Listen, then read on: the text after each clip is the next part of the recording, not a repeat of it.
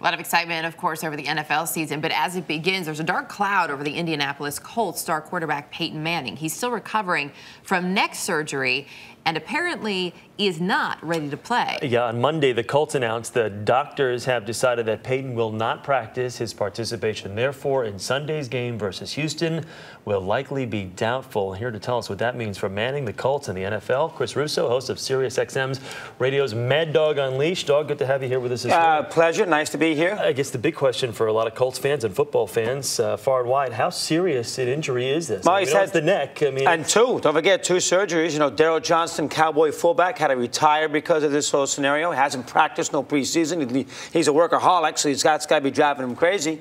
I mean, you got to figure it's fairly serious. I mean, the fact that they're telling you now that he's going to be doubtful here for the first part of the year, and there's going to be more than one game, I think it's a concern. And it's a major concern, of course, for the Colts because in many ways, Peyton is this team. Offensively, big issue. Now, they brought Kerry Collins in, who's an experienced backup who will play these first couple games. Remember about the Colts, they have a very hard schedule beginning of the year. They play the Steelers. They have to play at Houston. They play at Tampa on a Monday night. So if he misses those first 4 games, that's an issue. And their bye week is not until November. So they can't use that bye week to get him better. He just signed a $90 million contract this offseason. Right. He's 35 years old. He's got this neck injury.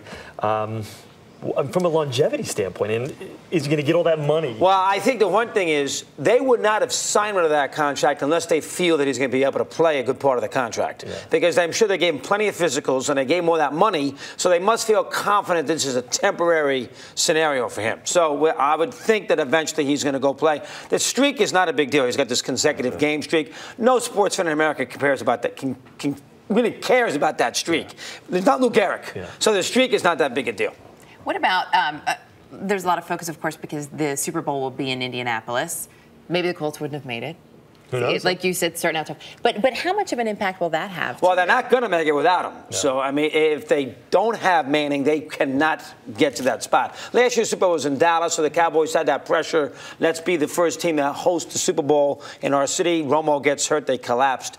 I mean, that seems to be a negative when you have the Super Bowl in your town, and it's going to be in New York here in a couple of years. Don't say that in front of Chris Raggy, our Giants fan. Yeah, I know. But right, it's too early in September to think about who the Super Bowl is going to. We know who the Super Bowl favorites are. You got to play a long season. If this is December and he wasn't playing, well, then you say, oh, they got no chance to host this game. Things can happen. It's a long year. They've got him listed as doubtful, which does not necessarily mean he is out. 25%, right.